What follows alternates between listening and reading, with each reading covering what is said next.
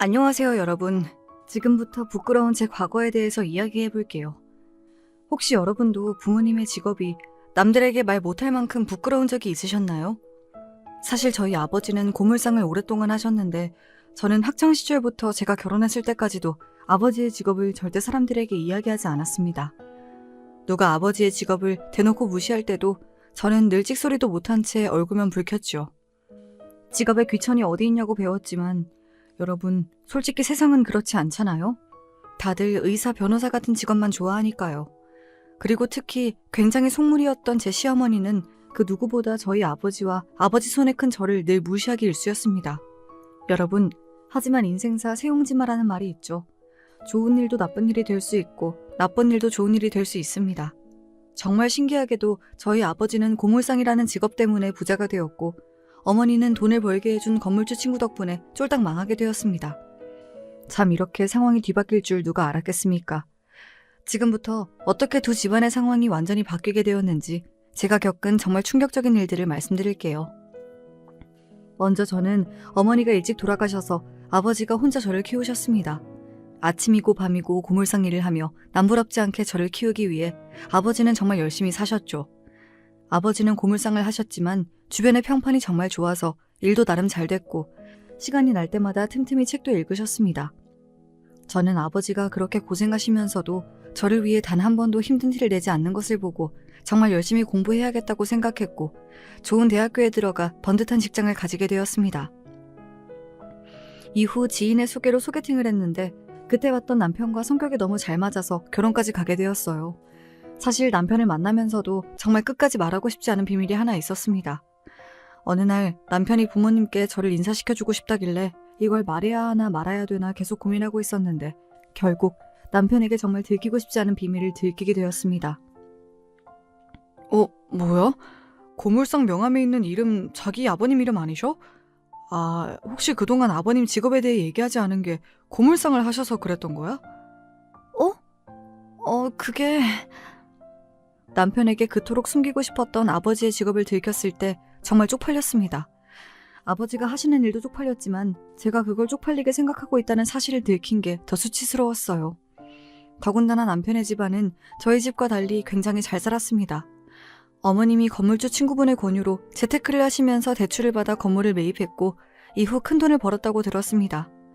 제가 어머님을 우연히 만나뵌 적이 있었는데 친구분들도 너무 기품 있고 교양 있어 보이시고 여러모로 저희 집과는 아예 분위기가 달랐습니다. 결국 저는 어머님을 보고 난 후 아버지께 절대 하면 안 될 말을 하고 말았습니다. 아버지, 요즘 몸도 안 좋으신 것 같은데 제발 일 그만두시면 안 돼요? 저 이제 결혼도 해야 하잖아요. 너 결혼 생각해서라도 내가 더 열심히 일해야 하는데 그게 무슨 말이니? 아빠 몸 걱정은 안 해도 돼. 이 일이 생각보다 얼마나 재밌는지 몰라. 아버지 그게 아니라 고물상 일을 계속하시면 제가 어떻게 아버지를 제 남편에게 소개할 수 있겠어요, 네? 제 말에 놀랐는지 아버지의 표정이 굳어지셨습니다. 그리고 아버지는 제가 놀랄 정도로 차분하게 말을 하셨습니다. 너 아빠의 직업이 부끄럽구나. 하지만 정말 미안한데 아빠는 고물상이라는 직업이 하나도 부끄럽지 않아. 잘 나가는 대기업 임원처럼 매번 돈을 많이 버는 건 아니지만 이 일은 정말 의미가 있어. 너 아빠가 하는 일이 뭔 줄은 아니? 요즘같이 쓰레기 많이 나오는 시대에 꼭 필요한 재활용 산업이야. 아빠는 고철, 폐지, 플라스틱, 유리, 가전제품 등의 다양한 폐기물을 수집하고 가공해서 다시 사용할 수 있는 자원으로 만들어 재활용 업체에 판매한단다. 사람들이 못 쓴다고 믿었던 쓰레기들에게 다시 생명을 불어넣는 이 직업이 아빠는 정말 행복해. 그러니까 다시는 이런 얘기 꺼내지 마렴. 저는 아버지의 말을 듣고 고물상에 대한 애착이 대단하다는 생각도 들면서 제가 아버지한테 너무 큰 상처를 드린 것은 아닐까 후회되었습니다. 사실 제가 번듯한 직장을 다니면 언젠간 아버지가 이 고물상 일을 그만둘 줄 알았어요. 돈이 많이 되지도 않을 텐데 왜 쓰레기를 취급하는 이 일을 계속하는지 항상 이해가 안 됐거든요. 하지만 아버지의 이 말을 들으니 이제서야 이해가 됐습니다. 아버지한테 고물상은 단순히 직업이 아니라 자랑스러운 삶 그 자체였어요. 결국 저는 아버지에게 죄송하다는 말과 함께 앞으로 아버지의 직업을 당당하게 말해야겠다고 결심했습니다. 몇 개월 후 남편과 시어머님께 인사를 드리러 가게 되었습니다. 그리고 저는 그날 정말 씻을 수 없는 상처를 받게 되었죠. 그래, 사돈 어르신이 혼자 너를 키우셨다며? 정말 대단하신 분이구나. 근데 사돈 어른은 무슨 일을 해서 널 키우신 거니? 제 아버지는 오랫동안 고물상을 하셨습니다. 폐자원에 다시 생명을 불어넣는 일이라고 늘 뿌듯해하셨어요. 뭐? 고물상? 그니까 그 더러운 쓰레기 더미 속에서 일을 했다 이거야? 와, 나랑 사돈이 될 사람이 쓰레기 처리를 하는 사람이라고? 말도 안 돼. 어머니, 지희가 보고 있는데 지금 무슨 말씀을 하시는 거예요? 장인어른이 얼마나 좋으신 분인데요. 제가 직업에 귀천은 없다고 몇 번이나 말씀드렸잖아요. 그래도 그렇지. 넌 고물상 집안이랑 결혼하고 싶니? 너 제정신이야? 난 이 결혼 절대 못해. 내 친구들한테 쪽팔려서 어떻게 얘기하냐고. 아유, 열받아. 꼴 보기도 싫다. 저는 어머님 말씀에 충격을 받아 그 자리에서 눈물을 흘렸고 남편은 저를 데리고 나왔습니다. 이후 남편이 저에게 계속해서 사과를 했지만 저는 그날 받은 충격을 아직도 잊을 수 없어요. 저는 남편과의 결혼을 포기하는 생각까지 했습니다. 여러분, 이런 상황 속에서 제 결혼은 어떻게 됐을까요? 어머님의 반대를 이겨냈을까요? 아니요. 어머님은 끝까지 저를 반대하셨습니다. 정확히는 제 아버지 직업을 반대하셨죠. 하지만 남편이 중간에서 중재자 역할을 정말 잘해주었고 저와 어머니를 계속 설득해서 겨우 결혼식을 올리게 되었답니다. 그 과정에서 남편은 어머니가 저를 최대한 못 만나도록 했습니다. 그리고 어머니와 남편이 몇 번이나 심하게 싸운 것 같았죠. 어머니와 싸우고 온 남편을 볼 때마다 너무 속상했어요. 이후 어머님을 뵀을 때 다행히도 제 아버지의 직업에 대해서는 더 이상 이야기를 꺼내지 않았습니다. 하지만 저에게 잘해주신 적은 없었어요. 늘 저를 탐탁지 않아 했죠. 제 결혼식 날에 어머님이 저를 대하는 분위기를 보고 아버지도 어머님이 저를 싫어하는 것을 어느 정도 눈치채셨는지 저에게 어머님이 좋아하시는 게 무엇인지 여쭤보더군요. 그리고 아버지는 혼수만큼은 아버지가 다 해주고 싶다고 저희에게 이야기했습니다. 아버지가 부담스러울까봐 걱정했는데 제 결혼 자금을 이미 모아두었다고 절대 걱정하지 말라고 하더군요. 결국 저희는 아버지의 도움을 받아 집 가구를 드리게 되었고 그러던 어느 날 아버지가 제가 정말 예상치 못한 행동을 하였습니다. 우리 집에 가구가 새로 왔던데 사돈 어른이 보낸 거니? 네, 가구요? 그래, 너희 혼수 장만하면서 우리 집 가구도 하나 사신 것 같더라.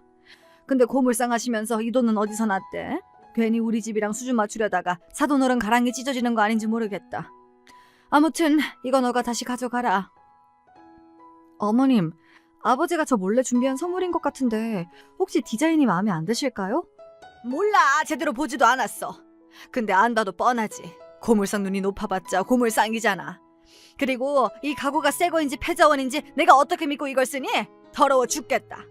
난 너희 집 들어가는 혼수도 사돈 어른이 해주신 건 멀쩡한 게 있을지 모르겠어. 아휴, 수준이 안 맞아 정말. 어머님은 그렇게 저희 아버지가 주신 선물을 제대로 보지도 않고 버려버렸습니다. 이후 아버지가 저에게 전화와서 어머님의 반응을 물어보셨는데 저는 어머님이 너무 좋아하셨다고 거짓말을 하고 말았죠. 아버지가 어떤 마음으로 어머님 집에 가구를 보냈을지 생각하니 참 마음이 아팠습니다. 아마 제가 무시당하지 않길 바라면서 보내신 거겠죠? 이렇게 어머님이 저와 저희 아버지를 무시하는 행동은 여기서 끝나지 않았습니다. 결혼 후에도 친척들 앞에서 저를 망신주며 수치스럽게 만드셨죠. 하루는 가족들끼리 다 같이 TV를 보고 있었는데 그때 어머님께서 정말 충격적인 말씀을 하시더군요. 어머, 저것 봐. 못 쓰는 쓰레기들이다. 예, 너는 이런 거 보면 정말 마음이 아프겠다. 사돈 어른이 매일 저 쓰레기들이랑 같이 일하는 거잖아, 그치? 아, 그래도 저렇게 더러운 쓰레기들만 있는 건 아니에요, 어머니. 그런 게 어딨어. 쓰레기가 쓰레기지. 더럽고 안 더럽고 못 쓰고 쓸 수 있고 이런 게 어딨니? 그래봤자 쓰레기인걸. 솔직히 너 사람들한테 한번 물어봐. 아무리 재활용된 거라고 해도 같은 물건이면 다 새 거 쓰고 싶어 할걸? 참, 나는 요즘 시대에도 고물상을 하는 사람이 있다는 게 신기해. 솔직히 너도 우리 집 시집 와서 참 운 좋은 거지. 아니면 저거 물려받아서 너가 나중에 고물상 할 수도 있었던 것 아니니? 어머니는 이렇게 제 아버지를 대놓고 언급하며 저와 저희 아버지를 무시하고 조롱했습니다. 그럴 때마다 저는 아버지께 정말 죄송했고 제가 더 잘 돼서 꼭 아버지가 이런 대접 안 받도록 정말 열심히 살아야겠다고 다짐했죠. 하지만 현실은 제가 원하는 대로 흘러가지 않았습니다. 우리 둘째 아들 또 승진했대. 다니는 회사도 대기업인데 사람들이 우리 아들을 정말 좋게 봤나 봐. 근데 지희, 너는 승진도 안 됐다며? 하긴 유전자가 고물상 아버지인데 너가 잘 되는 게 이상하지. 우리 아들들은 내 유전자를 받았잖아. 성공할 수밖에 없다니까? 너도 내가 건물주인 건 알지? 난 완전히 자수성가한 사람이잖아. 내가 진짜 똑똑하다니까? 근데 우리 아들들은 날 닮았으면 사람 보는 눈도 좋아야 하는데 왜 널 데려왔는지. 아휴. 어머니, 제가 기대에 못 미쳐서 죄송해요. 다음번에 꼭 승진해서 좋은 결과 전달드릴게요. 이렇게 제가 승진이라도 실패한 날이면 어머니는 늘 자신과 자식들을 자랑하며 저와 저희 아버지를 깎아내렸습니다. 어머님은 이렇게 매번 저희 아버지를 무시하셨는데 아버지는 늘 어머님을 좋게 얘기해 주셨어요. 정말 둘의 태도가 완전히 반대여서 늘 속이 터지고 화가 났습니다. 지희야, 사부인은 건강 괜찮으시지? 이거 내가 기업 사람들한테 받은 피로회복제인데 되게 비싼 거래. 사돈 가져다 드려. 네? 기업 사람들이 아버지를 왜 찾아와요? 아니 그것보다 이건 아버지가 드셔야지 왜 어머님을 드려요. 아버지, 저희 어머님한테 잘해주실 필요 없어요. 그런다고 어머님이 알아주시는 줄 아세요? 어머님이 얼마나 속물이신지 아버지도 보셨으니까 알 거 아니에요. 어허 지야, 그래도 너희 시어머니인데 그런 식으로 흉보면 안 돼. 속물이 아니라 사돈은 지금 이루어내신 게 많으시니까 현실적으로 늘 사회를 바라보는 거야. 아빠는 또 더 좋은 영양제 많으니까 얼른 사부인 가져다 드려. 그리고 혹시라도 돈 필요하면 아빠 걱정하지 말고 언제든지 얘기해. 알았지? 아버지가 돈이 어딨다고. 알겠어요. 아버지도 늘 건강 잘 챙기세요. 그렇게 저는 아버지가 주신 비싼 피로회복제를 어머님께 가져다 드렸습니다. 정말 웃긴 건 아버지가 준 거라고 하면 더럽고 싼 거라고 안 드시면서 백화점에서 사왔다고 하면 그렇게 잘 챙겨 드시더라고요. 같은 피로회복제인데도 말이에요. 참, 그 꼴이 우습고 어이가 없었습니다. 그렇게 어머님을 향한 미움과 원망, 아버지를 향한 미안함과 고마움이 쌓여가던 하루하루를 보내던 중 아주 좋은 소식이 생겼습니다. 여보, 나 드디어 승진했어. 아, 옆에서 자기가 프로젝트를 도와준 덕분이야. 정말 고마워. 나 곧 포상금도 받을 것 같은데 여보한테 다 줄게. 우리 엄마한테는 비밀로 하자. 와, 드디어 승진이라니. 진짜 너무 기쁘다. 여보, 정말 나 그 돈 가져도 돼? 사실 내가 얼마 전에 아버지 만났는데 트럭이 너무 덜컹거리더라고. 낡기도 했고. 내가 타려고 올라가다가 글쎄 넘어질 뻔했다니까? 내 돈이랑 당신이 준 포상금 합쳐서 아빠 트럭을 바꿔드리면 안 될까? 당연히 되지. 장인어른은 트럭이 낡았으면 진작 우리한테 말씀이라도 하시지. 난 몰랐네. 여보가 보고 좋은 걸로 바꿔드려. 여보, 진짜 고마워. 내가 어머님한테도 앞으로 또 잘할게. 저는 남편과 이 대화를 한 후 정말 오랜만에 빠르게 심장이 뛰었습니다. 그동안 아버지한테 제대로 효도도 못한 것 같은데 제가 차를 바꿔드리면 얼마나 좋아하실까요? 이후 아버지가 탈 만한 트럭을 찾아보았는데 남편의 포상금으로는 턱도 없더라고요. 결국 저는 적금을 늘리고 부업도 하기 시작했습니다. 회사 일도 하면서 주말에 부업까지 하니 너무 힘들더라고요. 하지만 아버지가 새 트럭을 받고 웃는 모습을 생각하며 열심히 버텼습니다. 그리고 드디어 목표 금액을 달성했고 아버지한테 드릴 새 트럭을 샀습니다. 이후 아버지한테 달려갔죠. 아버지의 반응이 무척 궁금했습니다. 저 왔어요. 얼른 나와보세요. 뭐야? 왜 트럭을 타고 왔니?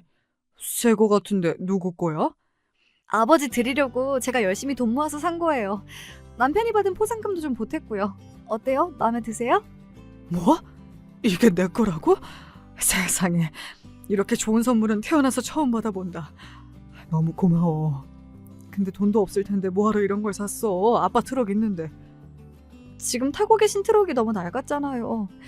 저 키우느라 고생하셨으니까 이제 트럭만큼은 제발 새 거 타고 다니세요. 제가 아버지 일 그만두란 말은 이제 절대 안 할 테니까 대신 낡은 트럭만큼은 버리세요. 제가 이 말을 하자 아버지 눈에는 눈물이 맺혀 있더군요. 이럴 줄 알았으면 진작 사드릴 걸 그랬나 봅니다. 새 트럭을 모는 아버지를 보며 정말 뿌듯한 마음이 들었고 저는 가벼운 발걸음으로 집에 갔습니다. 그리고 다음날 제가 아버지한테 트럭을 선물해준 일 때문에 정말 어이없는 일이 일어났습니다. 문 열어! 당장 열어! 어머니! 아침부터 연락도 없이 무슨 일이에요? 너 진짜 제정신이니? 왜 우리 아들이 힘들게 번 돈을 막 써? 어머니 숨 막혀요. 멱살 좀 놓고 말하세요.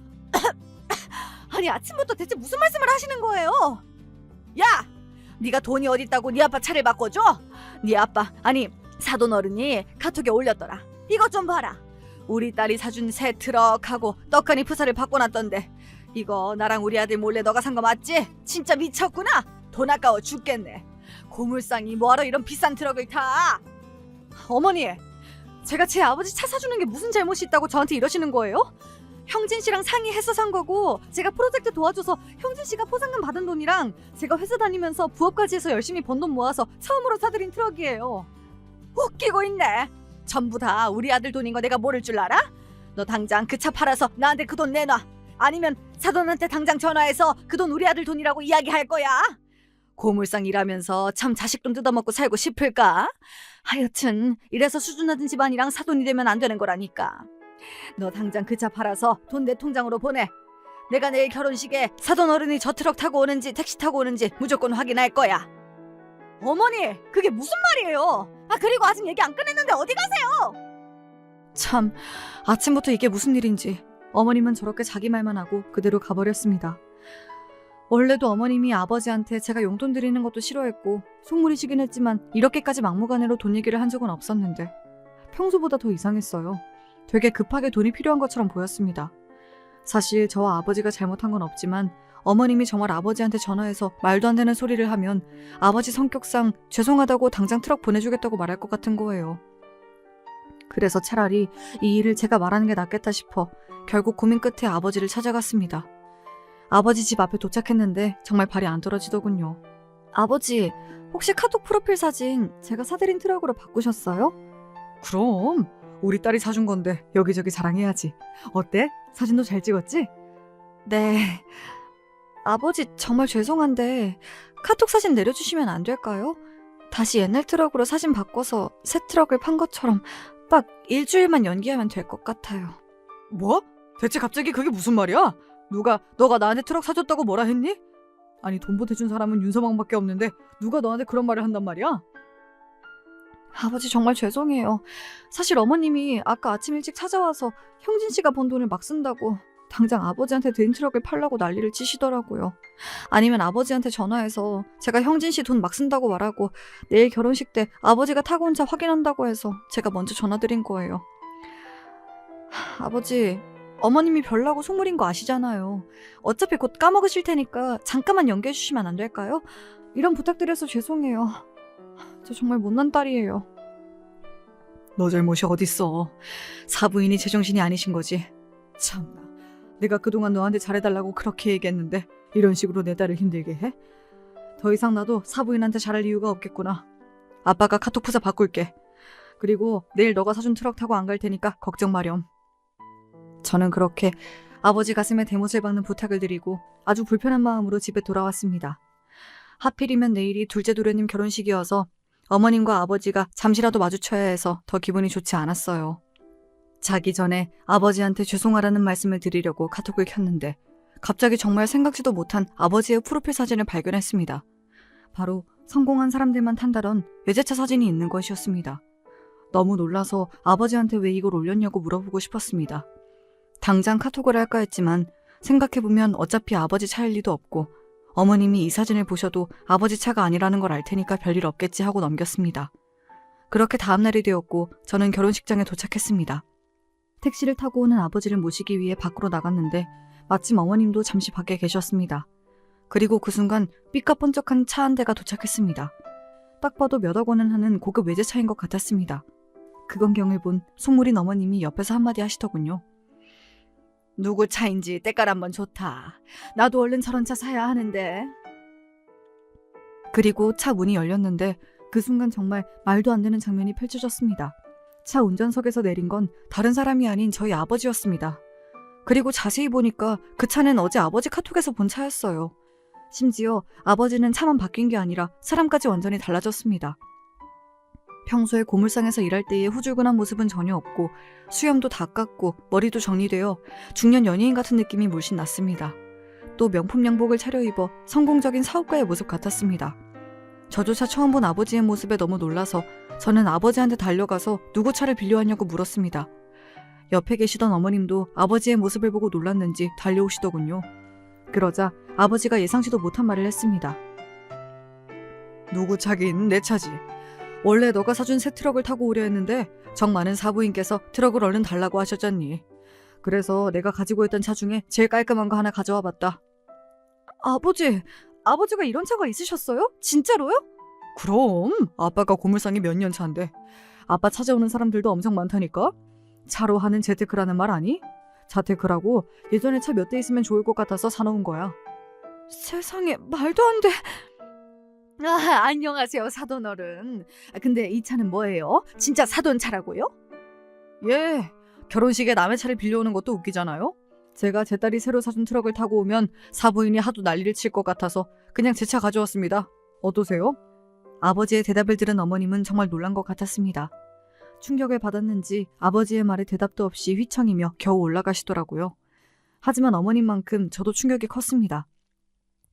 아무리 생각해도 저 고급 외제차가 아버지 거라는 게 믿기지 않았고 지금 제 앞에 있는 사람이 아버지라는 사실은 더 믿을 수가 없었어요. 그렇게 저는 놀란 입을 다물지 못한 채 아버지와 함께 결혼식장으로 올라왔고 손님을 맞이하고 있는 둘째 도련님과 남편과 눈이 마주쳤습니다. 남편과 도련님도 아버지를 보자마자 입을 다물지 못하고 저희에게로 다가왔습니다. 둘은 아버지를 보고 해춘했다고 말하더군요. 아버지는 그저 웃으며 고맙다고 했습니다. 그리고 아까부터 어이없는 표정을 하고 있던 시어머니가 그 순간 저한테 다가와서 정말 끔찍한 말을 해댔습니다. 얘, 너 미쳤니? 내가 트럭 바꿔서 내 통장에 돈 넣으라 했더니 그 돈으로 더 비싼 외제차를 사? 네 아버지 불쌍하면 네 돈으로 해결하던가 왜 우리 아들 돈에 손을 대? 그 돈은 내 돈이라고 했잖아. 당장 네 아버지 외제차 팔아서 그 돈도 나한테 넣어. 아니면 내가 사람들 있는 앞에서 네 아버지 직업 다 밝혀버릴 테니까. 어머니, 제발 이러지 마세요. 저도 아버지가 어떻게 외제차를 타고 있는지 몰라요. 하지만 확실한 건 저랑 형진 씨가 사드린 게 아니라고요. 사돈, 지금 제 딸한테 뭐 하시는 거예요? 지금까지 제 딸한테 제 직업 밝힌다고 협박하셨나 본데 제 직업이 뭐가 어때서요? 제가 이래봬도 사돈보다 돈이 많을걸요? 그 차 제 돈으로 산 거니까 당장 제 딸한테 사과하세요. 참나, 자존심이 센 성격이신가 보네요. 사돈 어르신이 이왕 저희 대화 들은 김에 제가 하고 싶은 얘기 좀 할게요. 그동안 참다 말하는 건데 이건 정말 상도덕이 아니지 않나요? 지금 타고 온 차도 제 아들 돈으로 산 거잖아요. 참나 어이가 없어서 말이 안 나오네. 무슨 돈이 있다고 트럭 판 돈으로 더 비싼 걸 사요? 고물상 하다 보니까 쓰레기 더미에 양심도 팔아버렸나 본데 사위 돈으로 고급차를 사고 명품 양복을 사니까 뭐라도 된 것 같아요? 사람이 수준에 맞게 사셔야죠. 당장 저 차 팔고 저한테 그 돈 넘기세요.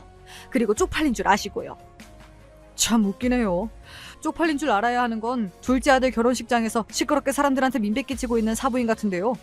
그리고 이 차는 제 딸과 사위가 사준 게 아니라 온전히 제 돈으로 사둔 겁니다. 뭘 안다고 함부로 말하세요? 다시 한번 말하지만 사돈이 오해한 거니까 당장 제 딸한테 사과하세요. 지금 좋게 말하니까 제가 우스워요? 누굴 바보로 아나? 거지꼴로 다니던 사람이 이렇게 밖에서 왔는데 그걸 누가 믿어? 고물상하면서 쓰레기 팔아봤자 얼마나 번다고 저 고급 외제차를 사냐고? 이래서 사람 직업이 중요한 거야. 쓰레기나 팔더니 아주 거지 근성이 제대로네. 사돈이라고 봐줬더니 이 사람이 진짜. 이렇게 어머님과 아버지의 목소리가 커졌고 어머님은 계속해서 사람들의 아랑곳하지 않고 아버지를 망신 주기 시작했습니다. 그리고 그 순간 갑자기 정말 예상치 못한 사람이 등장했습니다. 바로 누구나 알 수밖에 없는 대기업 사장이었습니다. 사장님, 이렇게 제 결혼식까지 와주시다니. 안녕하세요. 제가 옆에서 듣고 보니 너무 화가 나서 이 대화에 끼어들게 되었습니다. 참 듣기가 그렇네요. 이분은 저랑 동업하고 있는 친환경 재활용센터를 운영하는 회사 대표입니다. 그냥 고물상만 하시는 분이 아니라 지역사회의 패자원 순환에 아주 큰 역할을 하시는 분이지요. 오늘 대표님이 사돈 총각이 결혼하는데 마침 저희 회사의 직원이라고 해서 같이 오게 되었는데 이런 어이없는 상황을 목격하게 될 줄 몰랐네요. 참 실망스럽습니다. 사장님, 그게 아니라 저희 어머니가 오해가 있었던 것 같아요. 사돈 어르신이 회사 대표인 줄 모르고. 한 사람이 회사 대표든 고물상을 하든 사실 그게 중요한가요? 고물상을 하는 사람이라면 이렇게 막대해도 되는 건가요? 저희 회사에서 근무한다고 하셨는데 이런 생각을 가지고 있으셨다면 정말 실망입니다. 아니요, 사장님. 저는 단 한 번도 사돈 어른을 그렇게 생각한 적이 없습니다. 다만 저희 어머니가 너무 속물이어서 저도 답답해 죽겠습니다. 이런 꼴 보여서 죄송해요. 둘째 도련님, 즉 오늘 예식의 주인공인 신랑이 한숨을 푹푹 쉬며 고개를 숙이자 주변 사람들이 더 수군거리기 시작했고 주변을 살펴보니 어머님은 정말 충격을 받은 눈빛이었습니다. 그리고 그 순간 아버지가 갑자기 어머님한테 예상치 못한 말을 꺼냈습니다. 제가 오늘 오면서 사부인이 정말 좋아할 만한 선물을 들고 왔는데 안타깝게도 이건 못 드리겠네요. 아버지가 이 말을 하면서 꺼낸 건 시어머니가 그토록 원하던 고급 리조트 VIP 회원권이었습니다. 사실 이 회원권은 어머니가 카톡 프로필을 해놓을 정도로 오래전부터 원하던 것이었어요. 어머님은 회원권을 보고 당장 가져가려고 했지만 그 순간 아버지의 행동에 어머님은 물론 모든 사람들이 안타까워하며 소리를 질렀습니다.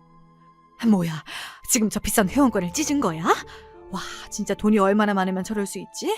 아까워 죽겠네. 아유, 안 돼. 세상에, 저럴 거면 날 주지. 아이고, 아까워라. 아버지가 어머님 앞에서 그 회원권을 당당하게 찢어버린 것입니다. 어머님은 충격을 받아 눈이 커졌고 찢어진 종이 조각을 챙기기 시작했습니다. 그리고 그 모습을 지켜보던 아버지가 어머님한테 얘기했습니다. 이렇게 예의 없고 무례한 사람한테 주긴 참 아까운 선물이죠. 이 말을 듣고 시어머니는 정말 멘붕 상태에 빠진 듯 했습니다. 그동안 당당하게 제 아버지를 무시했었는데 이 순간에는 아무런 말도 하지 못했죠. 어머님의 표정은 일그러졌고 눈으로 아버지를 째려보고 있었습니다. 그리고 아버지와 대기업 사장님은 웃으며 결혼식장을 빠져나갔고 어머님은 갑자기 소리를 지르며 분노하기 시작했습니다. 그동안 자신이 무시하던 사람에게 완전히 무시당했다는 사실에 이성을 잃어버린 것이죠. 그리고 이 모든 광경을 지켜본 친척분들이 수군거리는 소리가 들렸습니다. 와, 저분이 정말 고물상 하신다는 분 맞아? 그동안 첫째 아들이 가난한 고물상 사돈이랑 결혼했다고 난리를 치더니 뭐야, 완전 잘 나가는 사람이었네. 참나, 무시할 만한 사람이 아니었는데? 저 대기업 사장 정말 유명한 사람인데 저렇게 같이 다니는 거 너무 멋있다. 진짜 대단한데? 그렇게 저희 아버지를 고물상이라고 무시하던 시선들도 한순간에 바뀌기 시작했습니다. 그리고 안타깝게도 둘째 도련님은 가장 행복해야 할 결혼식 날 이미 혼이 나간 듯 했습니다. 어머님의 눈에도 후회와 걱정이 가득했죠. 남편과 제가 어떻게든 이 분위기를 수습해보려 했지만 사실상 불가능이었습니다. 사실 이 모든 건 어머니가 만든 결과였죠. 제 아버지를 공개적으로 무시하지만 않았다면 이 모든 일들이 일어나지 않았을 테니까요. 그렇게 놀라움의 연속이었던 논란의 결혼식이 끝나고 저는 아버지와 대화를 나눴습니다. 사실 제가 가장 궁금한 건 고급 외제차였어요. 저도 고물상 직업이 돈을 많이 벌 거라고 생각하지 못했기 때문에 대체 아버지가 저 차를 어떻게 가지고 있는지 너무 궁금했습니다. 아버지께 오늘 결혼식에서 봤던 차를 대체 언제 샀냐고 물어보았더니 제가 생각지도 못한 이야기를 꺼내더군요. 아버지는 그동안 고물상을 하면서 재테크 관련 공부를 하였고 친환경 재활용 산업에 늘 관심을 가지고 있었다고 하네요. 이후 이 사업에 관심이 많은 대기업에게 먼저 프로젝트를 제안해 지역의 재활용 쓰레기와 기업에서 발생하는 쓰레기를 처리하는 프로젝트를 진행하였다고 합니다. 그리고 프로젝트의 성과가 좋아서 돈을 많이 벌 수 있었다고 해요. 그래서 나중에 돈을 많이 모아서 제가 예전에 하고 싶어 했던 카페를 차려줄 생각이었고 이 고급 외제차도 저 주려고 얼마 전에 사놓은 것이라고 합니다. 저는 아버지의 말을 듣고 제가 그동안 아버지를 너무 몰랐다는 생각이 들었습니다. 제가 생각한 것보다 아버지는 훨씬 똑똑한 사람이었어요. 그리고 아버지는 그동안 사업을 함께 논의해왔던 대기업 사장과 함께 새로운 사업 계약을 얼마 전에 체결했다고 했습니다. 그 사업은 바로 지역에서 가장 큰 친환경 재활용 센터를 만드는 것이었습니다. 아버지는 그냥 쓸 수 있는 쓰레기를 팔고 계셨던 게 아니라 고물상 일을 통해 지역사회에 필요한 재활용 쓰레기와 관련된 큰 흐름을 보고 계셨던 것입니다. 세상에, 아버지가 대기업과 동업자가 되었다니. 저는 정말 이게 꿈인지 생시인지 구별이 안 갔습니다. 이후 저는 아버지한테 더 많은 이야기를 듣기 위해 남편에게 며칠 동안 아버지와 함께 있겠다고 이야기했습니다. 그렇게 아버지가 사업을 일궈왔던 이야기를 들으며 행복한 시간들을 보내고 있었는데 갑자기 어머님한테서 전화가 왔습니다. 저는 저희 아버지한테 사과를 하려고 전화한 줄 알았는데 어머님이 저한테 전화하신 이유는 정말 충격적이었습니다. 얘야, 혹시 사돈어른 옆에 계시니? 같이 있으면 제발 좀 바꿔주렴. 무슨 일이세요? 저희 아버지한테 사과하려고 전화하신 건가요? 그런 거라면 옆에서 아버지가 들을 수 있게끔 소리를 크게 해둘게요. 말씀하세요. 그게 아니라 큰일 났어. 내가 투자한 곳에서 지금 부도가 났어. 전 재산을 끌어다가 투자했는데 부도가 나서 지금 모든 재산이 넘어가게 생겼다. 주택담보대출도 받아서 곧 돈을 갚지 못하면 집도 날아가는데 어쩌면 좋아. 네? 어머니, 지금 무슨 말씀을 하시는 거예요? 이거 둘째 도련님이랑 제 남편도 알고 있어요? 네? 아무도 몰라. 알면 아들들한테 나 죽는다. 절대 말하면 안 돼. 너가 사돈어른 설득해서 제발 나 돈 좀 빌려주렴. 사돈이 사실 숨겨진 재산도 많다며. 그냥 고물상인 줄 알았더니 결혼식 때 보니까 완전 대단한 사업가이시더구나. 내가 그런 분을 몰라보고 그렇게 함부로 말했다니. 내가 참 사람 보는 눈이 없었어. 혹시 옆에 사돈어른 계시니? 계시다면 빨리 나 바꿔줘, 얼른. 어머님, 아버지 옆에 안 계세요. 그리고 먼저 아들들한테 이 사실 말하세요. 저희 아버지랑 어머님 돈 문제로 엮이는 거 저는 절대 원하지 않아요. 죄송해요. 끊겠습니다. 저는 그렇게 어머님의 전화를 끊었고 전화를 끊고 나서도 어안이 벙벙했습니다. 늘 성공한 자수성가 건물주로 돈이 많았던 어머님의 집이 넘어가고 전 재산이 날아갔다니 이게 대체 무슨 말인지 머리가 어질어질했습니다. 그리고 그 순간 옆을 보고 깜짝 놀랐습니다. 밖에 나간 줄 알았던 아버지가 문 앞에서 이 얘기를 모두 듣고 계셨던 거예요. 저는 아무 말도 하지 못한 채 아버지한테 절대 시어머니 문제로 손 벌리는 일 없게 하겠다고 했습니다. 아버지는 저한테 이 일을 어떻게든 남편한테 먼저 이야기해야 한다고 했고 결국 아버지의 말대로 저는 바로 집으로 가 남편에게 이 사실을 전했습니다. 처음에 남편은 어머님이 망한 사실을 절대 믿지 못했습니다. 하지만 남편이 어머님한테 전화를 해보고 나서는 이 사실을 믿더군요. 남편의 표정은 정말 절망스러워 보였습니다. 남편이 말하길 어머님이 사실 자식들 몰래 고급 사치와 유흥을 많이 즐기셨다고 합니다. 그래서 친구들과 계속 그 생활을 즐기기 위해 더 큰 돈이 필요했고 그 돈을 구하기 위해 주택담보대출까지 받으며 고수익 투자에 뛰어드신 거라고 하네요. 심지어 어머님에게 이 위험한 투자를 추천한 사람은 어머님이 투자로 성공할 수 있게 도와준 부자 친구였습니다. 그분도 어머님과 함께 쫄딱 망했다고 합니다. 남편에게 이 말을 듣자마자 제 머릿속을 스쳐 지나가는 장면이 한 개 있었습니다. 얼마 전에 제가 아버지 트럭을 새 걸로 바꿔드렸을 때 어머님이 당장 트럭을 팔고 돈을 보내라고 했었잖아요. 생각해보니 그 돈이 필요했던 이유가 이 투자로 인한 빚 때문이었던 것 같네요. 어쩐지 그때 뭔가 이상하다 했어요. 아휴, 어머님은 결국 그 빚 문제로 인해 시댁의 모든 재산을 날렸고 아들들한테도 버림받을 위기에 놓이게 되었습니다. 남편은 저에게 이 상황이 너무 힘들고 어머님이 너무 밉다고 했어요. 그리고 제 아버지가 부럽다고 하더군요. 사실 어머님의 빚 문제가 드러나기 전에도 둘째 도련님 결혼식이 끝나고 집에 돌아와서 둘째 도련님과 어머님이 한바탕 싸웠다고 합니다. 엄마 진짜 미쳤어? 내 결혼식장에서 누가 그렇게 큰 소리를 내? 그리고 하필 그 대상이 내가 다니는 회사 사장님이랑 동업하는 사돈 어른이냐고. 나 이제 회사에서 잘리면 어떡해? 그동안 엄마가 사돈 어른한테 그렇게 못되게 굴었으니까 나한테도 불똥 튈 수 있는 거 아니야? 안 그래도 요즘 상사한테도 미움받고 있어서 다음 승진 걱정인데 사돈 어른이 우리 회사에 진짜 영향력 있는 사람이 되면 내가 어떻게 살아남겠냐고. 내가 이렇게 될 줄 알았니? 이게 고물상이 대기업이랑 협업해서 잘 될 줄 알았으면 내가 그렇게까지 안 했지. 내가 사돈 어른께 사과드릴 테니 걱정 마. 엄마, 지금 그걸 말이라고 하세요? 제가 사돈 어른 무시하지 말고 사람들 사람으로 예의 챙겨달라고 예전부터 부탁드렸잖아요. 장인어른이 지금 제일 큰 친환경 재활용 센터를 운영하시고 대기업들이랑 프로젝트도 앞으로 더 많이 하실 텐데 그동안 엄마가 장인어른한테 함부로 굴어서 장인어른이 우리한테 무슨 도움을 주겠냐고요. 그래, 나도 그렇게 생각해. 내가 왜 그랬는지 모르겠다. 정말 후회하고 있어. 내가 고물상한테 잘 보여야 될 상황이 있을 줄 어떻게 알았겠냐고. 몰라, 머리 아파. 정말 돈 많은 줄 알았으면 진작에 잘해둘걸. 사돈은 이때까지 왜 그 사실을 숨긴 거야. 망했다, 망했어. 어쩐지 결혼식이 끝나고 어머님이 그동안 고물상이라고 아버지를 무시해서 미안하다는 장문을 보내왔는데 아들들과 이런 일이 있었나 보네요. 어머님은 결혼식장에서 충격적인 사실이 밝혀진 후 그동안 저희 아버지를 무시해왔던 모든 행동이 자신과 아들들한테 되돌아올까 두려워하는 것 같았습니다.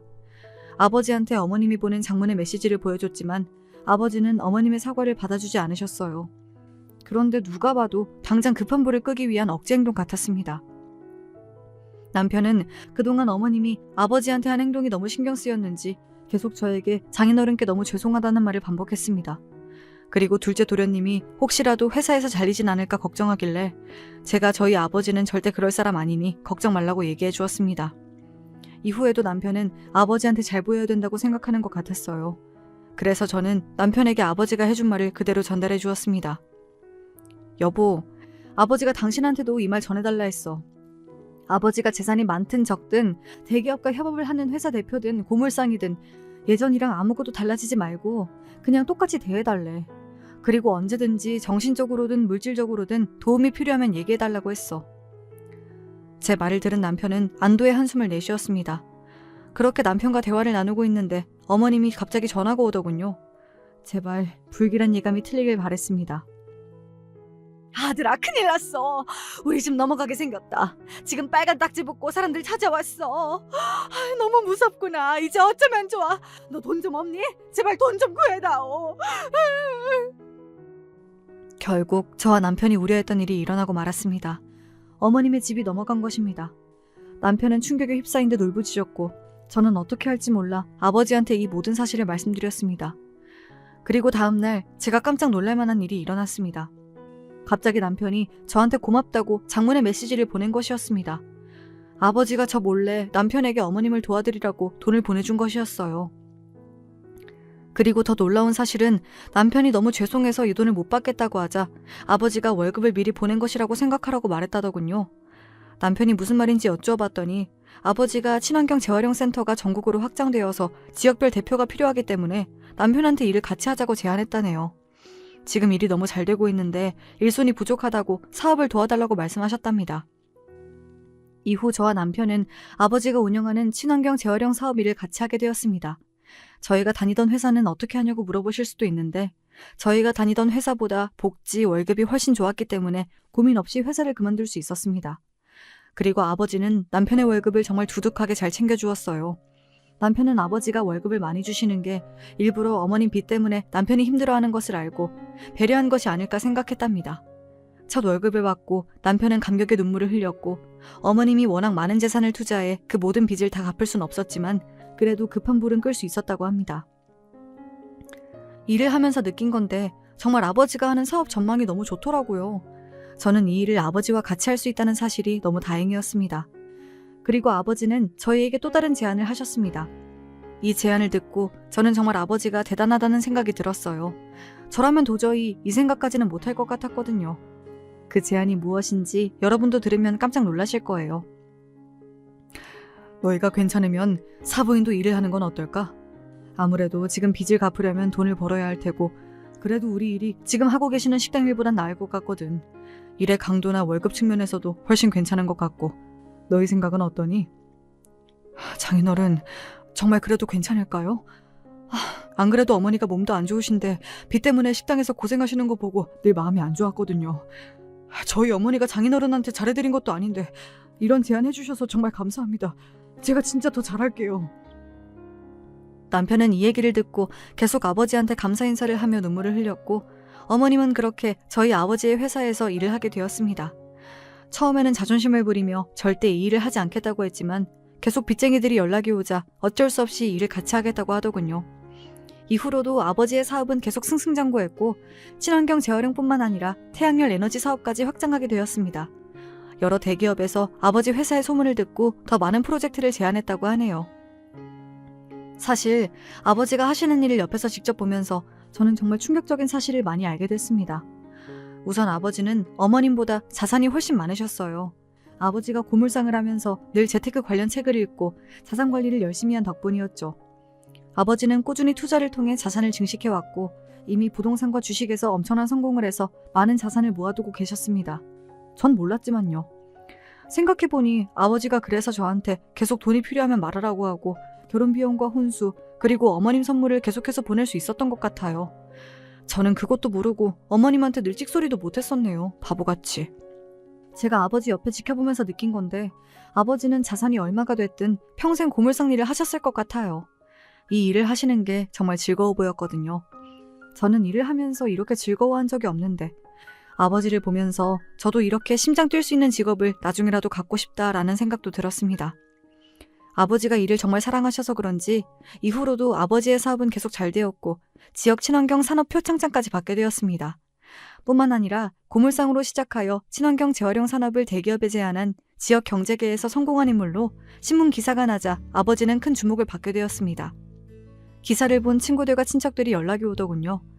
그리고 아직 가족이지만 저한테는 늘 불청객인 한 사람한테도 계속 연락이 왔습니다. 얘야, 기사 봤다. 축하한다. 사돈 어른이랑 너는 언젠가 잘 될 줄 알았어. 근데 사업이 그렇게 잘 되면 돈도 많을 텐데 나 돈 좀 빌려주면 안 되니?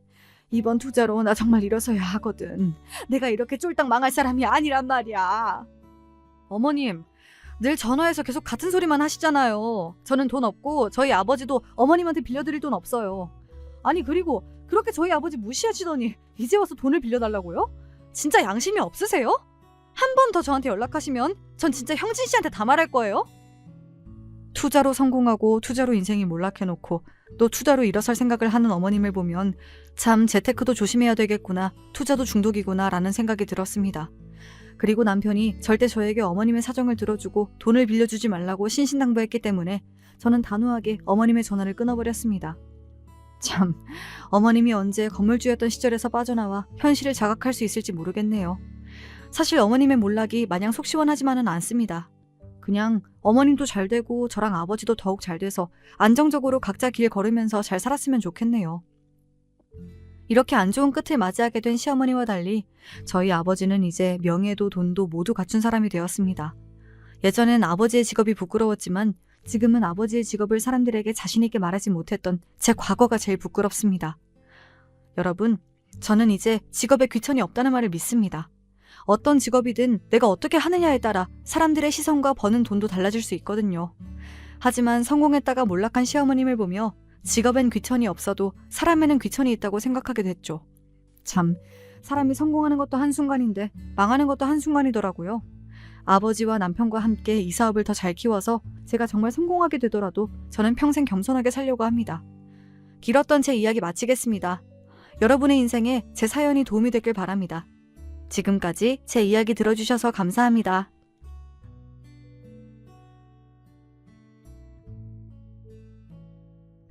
안녕하세요. 전 인생의 후반부를 의연한 마음으로 살아가고 있는 나이든 여자입니다. 모두가 힘들고 어려웠던 그 시절이었습니다만 저는 꽤 형편이 괜찮은 집에서 태어난 자식이었습니다. 집안에 있는 문제라고 해봤자 당시에 팽배했던 남아 선호 사상으로 인해 딸들이 차별을 당한다는 정도가 전부였던 것 같네요. 제 친정 아버지께선 일찍이 사업을 시작하신 분이었습니다. 엄마께선 원체 어려운 형편 속에 자라나신 분이었어요.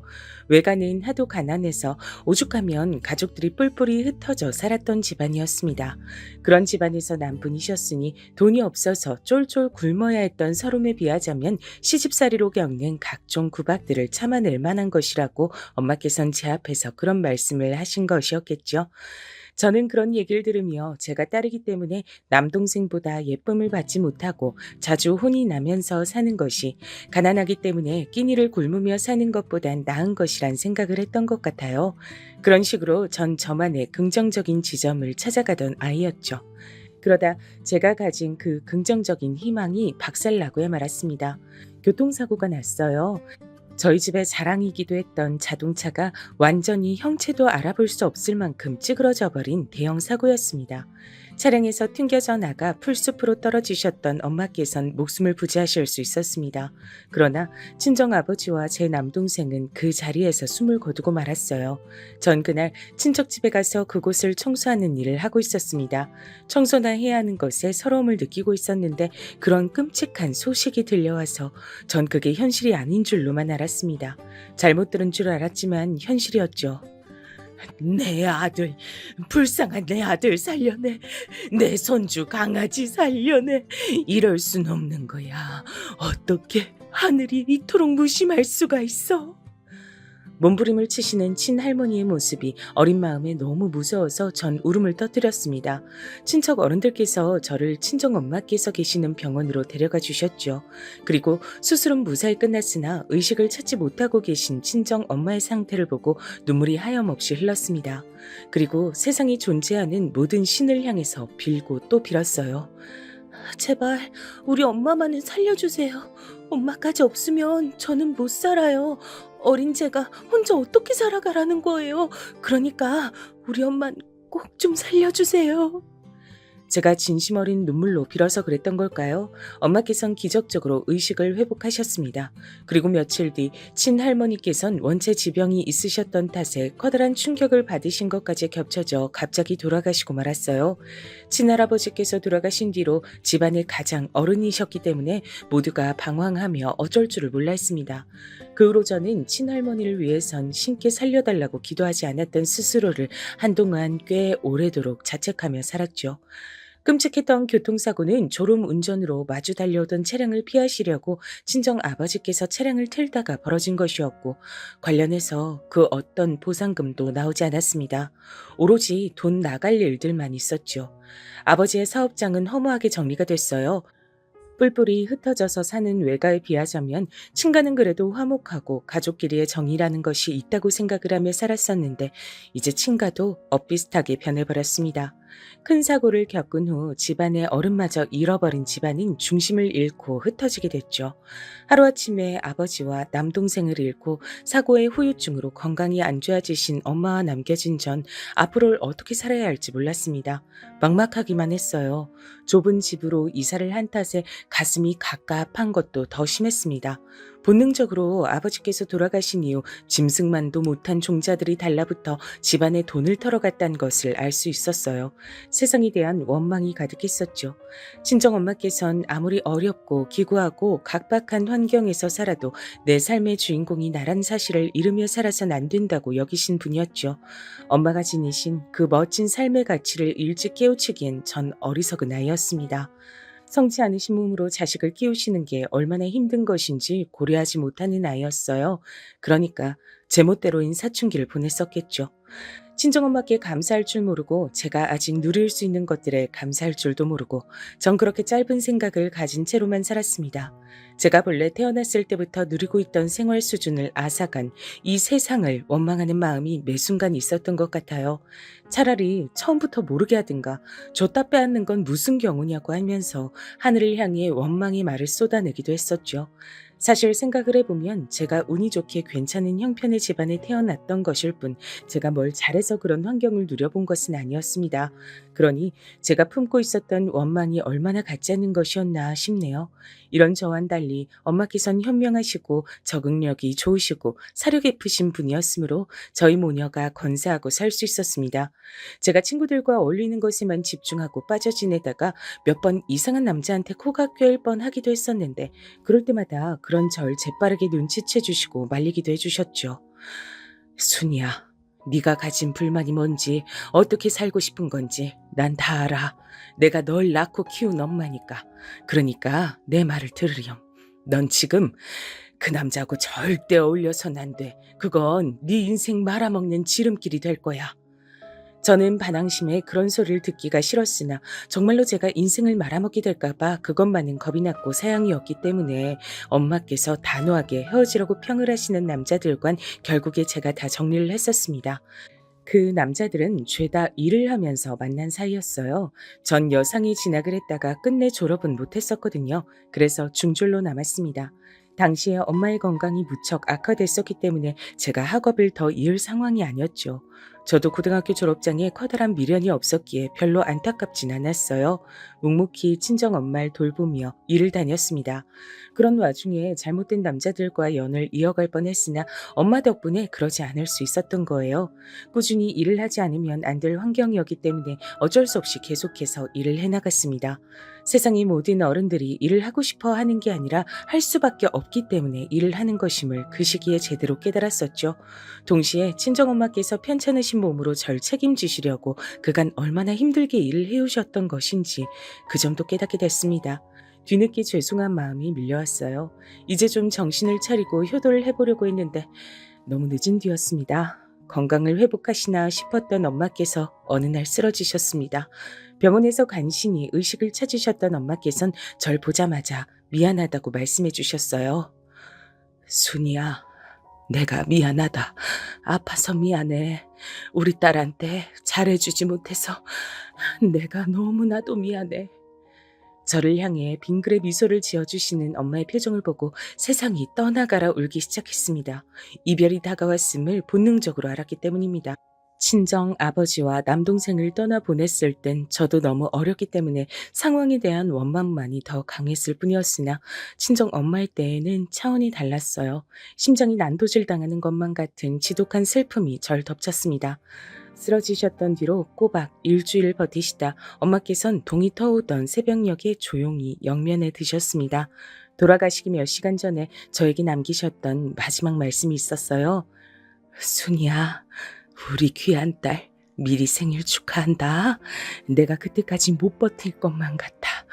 하늘에서 널 꼭 지켜보고 있을 테니까 보란 듯이 잘 살아야 돼. 알았지? 이 부족한 엄마가 너에게 남기는 마지막 부탁이란다. 저는 엉엉 울면서 고개를 끄덕였었죠. 엄마와의 영원한 이별이 무섭다고 차마 그 말만은 뱉지 못하고 삼켰습니다. 이제 먼 길을 떠나시는 엄마보다 제가 더 무섭진 않을 것 같더라고요. 엄마께서 돌아가신 뒤론 경계심 어린 태도를 가지고 살았습니다. 위축되어 있기도 했었죠. 사람들이 절 향해 불길한 년, 자기 가족들을 다 잡아먹은 년이라고 욕을 하며 손가락질을 해대는 그런 망상에 시달리기도 했습니다. 일을 쉬면 불안했고 엄마를 후회 속에서 떠나보낸 주제에 감히 쉬면 안 될 것 같아 꾸준히 일을 계속 다녔는데요. 그런 저를 성실하다고 평을 해주며 지켜본 사람들이 있었더라고요. 그 사람들이 저에게 인생 선배랍시고 결혼을 권했습니다. 결혼을 하면 제 편도 만들 수 있고 제 가정을 꾸리면서 안정적인 마음을 가지며 살아갈 수 있다고 다들 그렇게 말을 해줬어요. 전 솔깃했지만 엄마께서 제가 이상한 놈한테 코가 잘못 끼일까봐 걱정하셨던 것을 떠올렸습니다. 이상한 놈한테 잘못 걸려 인생을 망칠 바엔 영영 혼자인 게 나을 것이었죠. 그래서 제가 낸 묘안이 있었습니다. 아시겠지만 전 가족이 없어요. 부모님하고 동생이 다 떠났는데 저만 이렇게 살아있거든요. 이런저라도 결혼하기 괜찮다는 남자여야 하고요. 그리고 무엇보다 주머니 사정이 넉넉해야 합니다. 전 돈이 없어서 눈물나게 힘든 거, 아껴 쓰느라고 줄임배를 움켜줘야 하는 거, 이런 건 사절이거든요. 돈 걱정은 제가 안 하고 살 수 있게 해줄 수 있는 남자였으면 좋겠어요. 그런 남자가 아님 싫습니다. 제가 원하는 정확한 조건을 내건 것이었어요. 그러자 저에게 결혼을 권했던 자칭 인생 선배들이 혀를 내두르며 저마다 고개를 흔들었었죠. 그런 조건의 남자가 저 같은 여자와 대뜸 결혼할 리가 없으니 정신 좀 차리라고 저한테 그런 말들을 하는 눈빛이었습니다. 전 굴하지 않았어요. 타협할 이유도 없었죠. 가족도 없으니 무대뽀 정신을 발휘하며 사는 게 낫겠다 싶었습니다. 그런데 놀랍게도 이런 저의 이야기를 우연히 전해 듣고 저와 한번 만나보고 싶다는 남자가 등장을 한 겁니다. 그쪽에서 저와 만나보고 싶다는 얘기를 전해 들었을 때 제가 단호하게 반응을 보였었죠. 그거 혹시 미친놈 아니에요? 제가 정신병자는 사양이란 조건을 깜빡하고 안 넣은 것 같은데 어떡하죠?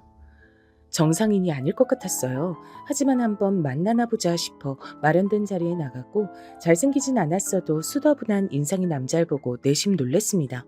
너무 평범했고 정신병자와는 거리가 먼 인물이었기 때문입니다. 절 호기심에 만나보고 싶었던 그 남자와 놀랍게도 전 단 6개월 만에 결혼을 하게 됐답니다. 그 배경엔 민망한 이유가 있었어요.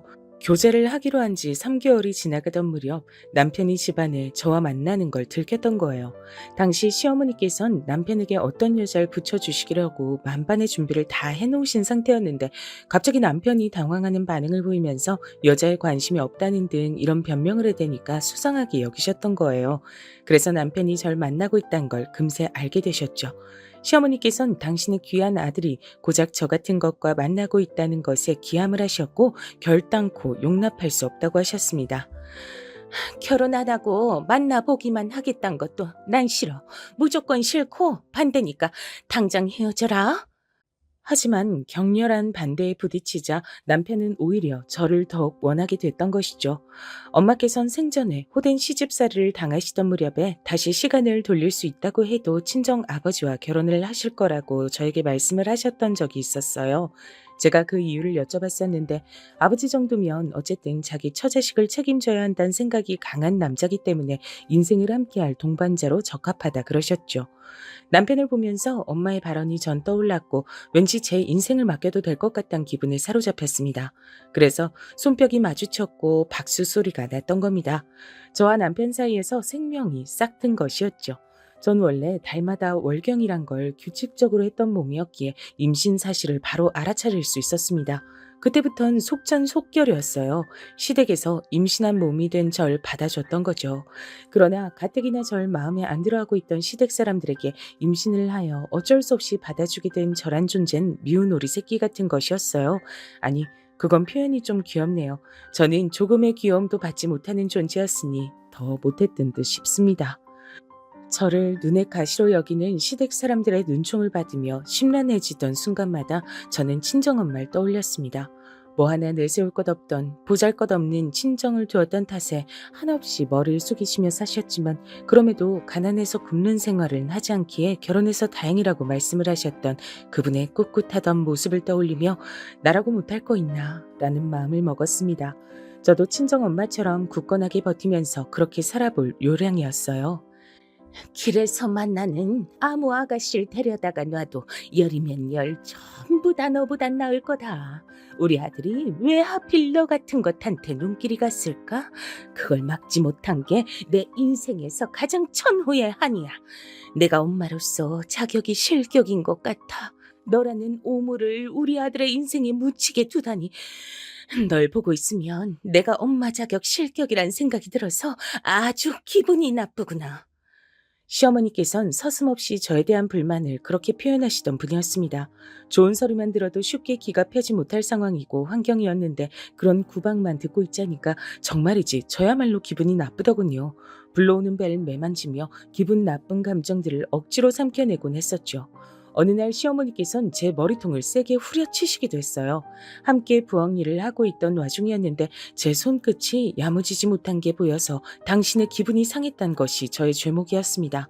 맞은 머리가 아파서 서러워하고 있는 저에게 시어머니께선 엄살 떨지 말라며 짜증을 내셨어요. 만일 네가 임신 중이 아니었다면 등짝이며 엉덩이를 내가 마음먹고 세게 걷어차줬을 일이야. 임신했으니 크게 봐주는 거라고도 하셨습니다. 시어머니께서는 저에게 살림을 알려주시겠다는 명목으로 절 항상 부려먹으셨어요. 가뜩이나 임신을 해서 둔하고 힘들어진 몸으로 저는 시도 때도 없이 시어머니의 부름에 움직이며 노동을 해야만 했습니다. 만약 제가 당신의 부름에 굼뜨게 행동이라도 하면 시어머니께서는 격렬한 분노를 표하시며 집안의 물건을 막 집어던지기도 하셨죠. 온 집안 식구들 불행하게 다 죽어버렸지. 중학교만 간신히 나왔지. 당연히 수준의 재산이랄 것도 없지. 이런 너 같은 며느리를 내가 왜 들였을까? 너 같은 것에게 우리 집안의 핏줄을 봐야 한다니 기가 막히고 통탄할 일이야. 너 때문에 내가 화를 참고 사느라 아주 죽겠다. 이러다가 애기 태어나는 것도 보기 전에 내가 화병으로 죽지 않을까 싶네. 너는 나한테 조금이라도 미안한 게 있다면 네 죄를 항상 뉘우치는 마음으로 살아야 한다. 감히 너 같은 게 우리 집안에 발을 들인 중죄. 제가 더 나이가 들어서 치매가 걸리기 전까진 시어머니의 각종 막말을 절대 잊을 수 없을 것만 같아요. 스스로를 괜찮다며 달래봤으나 그게 다 결국은 제 안에서 상처로 남은 모양이었습니다. 제가 시어머니께 잘 보이려고 노력을 안 한 것도 절대 아니었죠. 오히려 매번 구박을 받으면서도 시어머니께 살가운 며느리가 되어보려고도 성격에도 맞지 않은 해사한 미소를 지으며 귀염성 있게 굴려고 많이 해봤었어요. 곁에 다가가 애써 이런저런 말씀도 붙여봤었고요. 그럼에도 항상 냉담한 반응에 부딪혀야만 했었죠. 너는 그냥 아무것도 하지 않는 게 그나마 가장 복이 낫단 생각도 내가 가끔은 드는구나.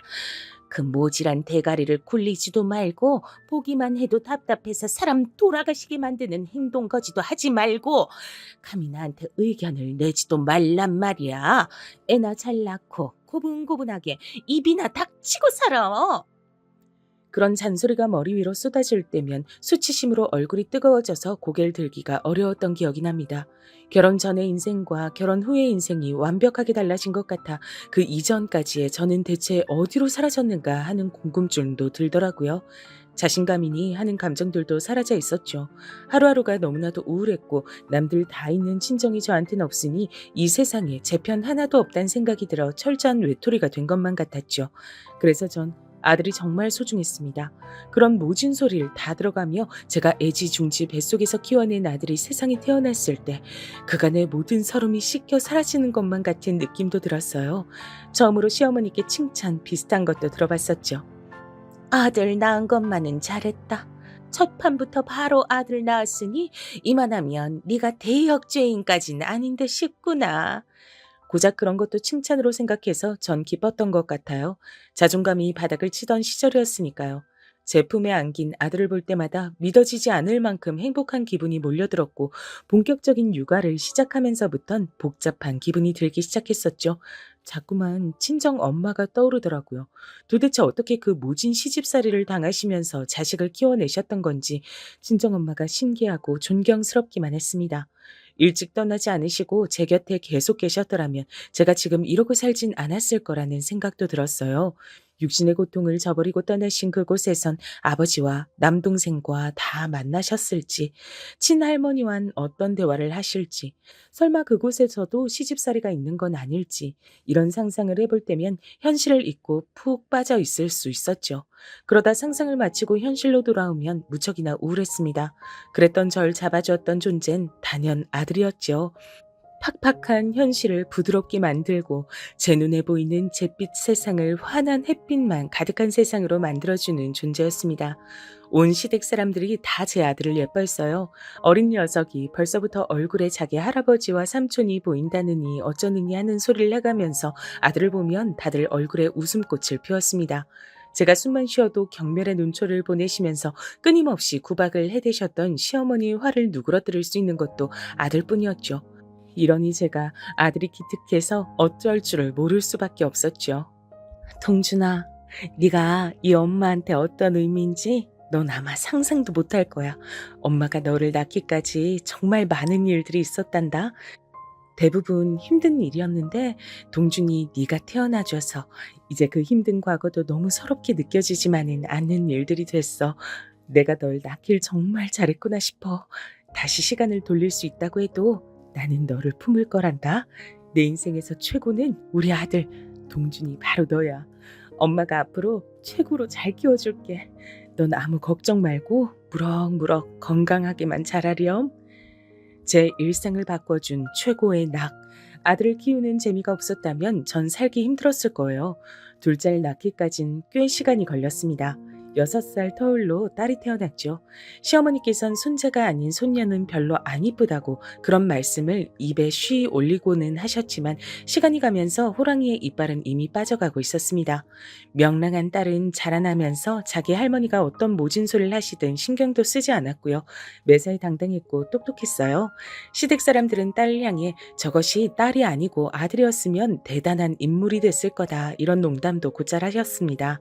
하지만 딸은 그런 소리까지 신경 쓰지 않았죠. 시어머니께서 심장마비로 돌아가시고 나서 제가 마음이 너무 공허해져서 방황을 좀 했는데 그럴 때 딸이 저를 많이 위로해 줬었네요. 그래서 제가 다시 힘을 냈었죠. 남편의 일이 갑자기 힘들어지는 일도 있었습니다. 그때 저는 죽을 힘을 다해서 내조를 하며 남편이 다시 일어날 수 있도록 가진 애를 다 썼습니다. 그런 시기에도 아들은 존재만으로 저에게 위안을 주었지만 실질적으로 저에게 도움을 주는 건 언제나 딸이었다는 생각도 드네요. 다시 일어난 남편은 성공가도를 달리다가 간이 나빠져서 허무하게 세상을 떴습니다. 시댁 쪽에 간이 안 좋은 가족력이 좀 있었거든요. 그 영향을 받은 듯 싶었어요. 너무나도 허무했고 슬펐으나 자식들을 위해 제가 주저앉아 있을 순 없었습니다. 저는 한 사람의 아내이기 이전에 두 자식들의 엄마였으니까요. 남편이 남기고 간 재산을 저는 스스로 믿을 수 없을 정도로 현명하게 관리했어요. 때로는 과감한 투자를 하기도 했고요. 그런 식으로 재산을 착실하게 불려나가며 관리를 했고 자식들을 결혼시켰습니다. 아들은 수더분하고 참하고 조용한 여자와 결혼했고요. 반면 딸은 활발하고 적극적인 남자와 결혼했습니다. 그리고 미국에서 일을 하게 된 사위를 따라 망설임 없이 떠났습니다. 저는 그 낯선 땅에서 사는 게 무섭지 않느냐고 했지만 딸은 오히려 즐겁다고 했어요. 사위는 능력이 출중한 인물이었고 그곳에서 딸은 조금의 어려움도 없이 지내기 시작했습니다. 아들과 며느리는 결혼하고 1년 만에 유산을 겪은 뒤 다시 2년 뒤에 또 한 번의 유산을 겪었어요. 어머님, 제가 아무래도 아이를 만나는 건 어려울 몸인가 봐요. 죄송하고 면목이 없습니다. 네가 가장 힘들 텐데 왜 나한테 그러니? 그러지 않아도 된다. 생기면 생기는 것이고 말면 마는 것이지. 너희들끼리만 잘 살아도 그걸로 좋게. 저는 집안이 변변찮다는 이유로 시집 올 때부터 제 앞에서 기가 죽어 있었던 며느리와 과거의 제가 겹쳐 보였고 안쓰러운 마음이 들어 잘해줬어요. 한 번도 시집살이를 시킨 적이 없었습니다. 오히려 이런저런 사회생활에서의 실패를 자꾸만 겪은 아들 때문에 제가 도리어 며느리에게 미안할 때가 많았죠. 저는 아들이 자기 생각만큼 일이 안 흘러간다고 해도 어찌됐든 계속 뭔가를 도전하면서 열심히 살기만 하면 그것으로 된 것이라 여겼습니다. 그런데 어느 날부터 아들이 저에게 재산 얘기를 꺼내더라고요. 어머니, 나중에 먼 훗날에 어머니 돌아가시고 나면 재산은 어떻게 되나요? 동민은 워낙 옛날부터 자기 앞가림 잘하던 녀석이었고 지금 미국에서 떵떵거리며 살고 있잖아요. 반면에 전 부끄럽게도 그 정도로는 못 살고 있고요. 저도 보란 듯이 해내긴 할 거지만 혹시 어머니가 저희한테 재산을 물려주신다고 미리 약속해 주시면 제가 더 힘을 내서 미래를 보고 살 수 있을 것만 같아요. 제가 심적으로 너무 힘들고 의지할 게 필요해서 그런가 봐요. 어머니가 잘 좀 생각을 해주세요. 요컨대 제가 죽고 나면 그 재산을 자기가 받고 싶다며 그걸 미리 좀 해결을 해놔달란 요청이었어요. 전 넌지시 딸에게 의사를 물어봤고 딸은 자기는 워낙 잘 살고 있고 앞으로도 걱정 없기 때문에 재산 문제는 제가 알아서 한다고 해도 전혀 상관하지 않을 거라 했습니다. 그러자 저는 마음이 흔들렸어요. 아들이 자꾸만 심적으로 약해진다 하니까 그렇다면 의지가 될 수 있도록 미리 재산 정리를 해두는 것이 낫지 않을까 싶어지더라고요. 게다가 며느리도 자꾸만 저에게 조심스런 태도로 재산 문제를 꺼냈습니다. 어차피 본인들이 제가 죽는 그날까지 절 들여다보며 살필 테니 저의 재산은 본인들에게 가는 것이 맞단 얘기까지 하더군요. 한참 그런 소리를 들으며 지냈더니 저도 귀에 인이 박히는 것만 같았어요. 차라리 빨리 해결을 해버리자 싶어졌습니다. 나를 잡고 유언장을 작성하겠다고 말을 꺼내던 때 아들과 며느리가 무척이나 기뻐했어요. 며느리가 절 모시고 변호사 사무실에 가겠다고 하면서 일정부터 잡았고요. 왠지 모르게 절 휘둘려 가고 있었습니다. 그렇게 저는 변호사 사무실에 들렀고 제 아들에게 제 앞으로 된 재산을 상속하겠다는 유언장을 작성했습니다. 각오를 다 마친 일이라 아무렇지 않을 줄로만 알았는데 제가 죽고 난 이후의 일을 장담하고 있는 유언장을 작성하고 나니까 이거 기분이 정말 이상하더라고요. 하지만 어차피 저는 기대 수명대로라면 아들과 며느리보다 한참 일찍 죽어 이 세상을 떠날 몸, 괜히 미련을 남겨두지 말고 아들 부부가 조금은 편한 마음으로 지낼 수 있도록 하는 편이 나은 것이라며 스스로를 다독였습니다. 도장을 가방 안에 집어넣을 무렵 며느리가 눈물을 훔쳤습니다. 예, 너는 왜 눈물을 보이고 그러니? 울지 마라. 너무 감사해서 그래요. 어머님, 감사한 마음으로 그이랑 저 앞으로 인생 더 열심히 살겠습니다. 약속드릴게요. 당연히 그래야지. 한 번뿐인 게 인생이다. 재산 상속이고 뭐고 이런 것과 상관없이 너희들의 인생을 보람차게 잘 꾸려갔으면 좋겠다. 네, 꼭 그렇게 할 거예요. 어머님, 죄송하고 감사합니다. 순하디 순한 며느리의 눈물 젖은 얼굴을 보며 제가 마음이 약간 놓였던 것 같아요. 제 아들이 어쨌든 간 이렇듯 착한 인물을 만나 결혼한 것은 잘한 일이라고 새삼 그런 생각을 했고요. 변호사 사무실을 나섰는데 긴장이 풀리기라도 했던 모양인지 머리가 살짝 아파왔습니다. 원래 며느리가 밥을 같이 먹자 그랬는데 도저히 그럴 기분이 아니라 그냥 어디 식당 가지 말고 여기 근처 커피숍이나 잠시 들려자 그랬어요. 그러자 며느리도 자기도 마침 배가 별로 안 고팠고 오후에 급한 일정이 있기도 해서 오히려 저에게 잘 됐다고 하면서 바로 옆에 있는 커피숍으로 앞장서더군요. 창가에 앉아 커피 한 잔씩을 마셨습니다. 며느리가 제잘거리면서 저한테 이런저런 소리를 떠들었는데 제가 머리가 맑지 못해 사실 이야기를 거의 못 들었어요. 적당히 그냥 대꾸만 해준 뒤 이만 가자 그랬습니다. 가만히 생각해보니까 제가 며칠 전에서부터 열감기가 조금 있어가지고 병원에서 약 처방을 받았었는데 그걸 받아놓고서 깜빡하고 안 먹다 오늘 생각나서 갑자기 먹었더니 그 약이 효능 때문에 머리가 조금 맑지 못한 것인가 싶었죠. 집에 가서 잠이나 한숨 자는 게 낫겠더군요. 이만 가자고 하니 며느리가 숨길 수 없이 무척 반색을 하며 자리에서 일어났습니다. 며느리가 변호사 사무실 뒤편에 주차한 차를 가지러 갔고요. 저는 더 앉아있기보단 그냥 바람이나 쐬고 있는 게 나을 것 같아 커피숍 앞에 서 있었습니다. 그런데 그때 정말 이상한 일이 벌어졌던 거예요. 그 근처에 택시 기사님들이 애용하시는 것으로 보이는 기사 식당 같은 게 있었거든요. 그쪽에서부터 어떤 택시 기사 한 분이 절 향해 달려오셨습니다. 어르신, 혹시 여기 카페에 같이 계셨던 분 어르신의 며느님입니까? 예? 제 며느리가 맞긴 한데요. 혹시 제 며느리를 아시나요? 지금 차를 빼러 갔기 때문에 금방 이 앞으로 올 거예요. 저는 순간적으로 이 택시기사님이 제 며느리를 아는 사람이라 저에게 그런 질문을 하시는 것이라고만 판단 내렸습니다. 그래서 얼떨결에 그런 대답을 하고 말았는데 삽시간에 택시기사님이 안색이 어둡게 변하는 겁니다. 어르신, 지금 제 말이 이상하게 들릴 겁니다. 하지만 꼭 들어주셔야 해요. 아까 제가 얼핏 보니까 변호사 사무실 쪽에서 나온 것 같던데 재산 문제라도 정리를 하셨나 보죠? 그게 맞으시다면 부디 저와 어디 좀 가주셔야겠습니다. 대관절, 그게 무슨 말씀이세요? 아니, 제가 오늘 감기약을 잘못 먹어서 그런가 이상한 소리가 그래서 들리나 싶네. 기사님, 저한테 무슨 소리를 하시는 거예요? 제가 어르신의 아들 며느리에 대한 비밀을 알고 있어서 이러는 겁니다.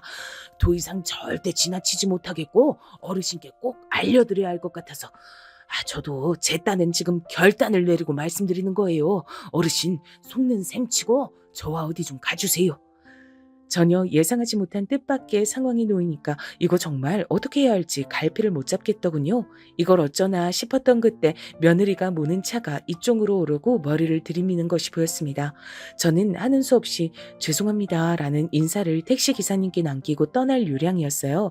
그런데 그 순간 정말 놀랍게도 택시기사님의 얼굴에서 돌아가신 친정 아버지가 얼핏 보이는 거예요. 제가 워낙 어릴 적에 돌아가신 분이라 기억 속에서 자주 꺼내보지도 못하는 분위기였건만 제가 이날 이때까지 살면서 단 한 번도 누군가를 보며 떠올린 적이 없던 분이시건만 어떻게 그 순간에 그 택시기사님의 얼굴에서 제가 친정아버지를 떠올려냈단 말입니까?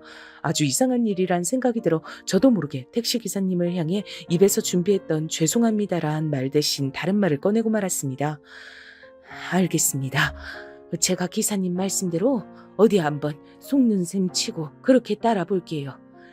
제가 말을 뱉고도 놀라 심장이 막 두근거렸죠. 그러자 택시기사님께선 절 향해 고개를 끄덕여 주셨고 식당의 주차장 쪽으로 달려가셨어요. 저는 제 앞에 멈춰선 차를 타지 않고 운전대를 잡은 며느리를 향해 말을 했습니다. 내가 갑자기 컨디션이 영 아니네.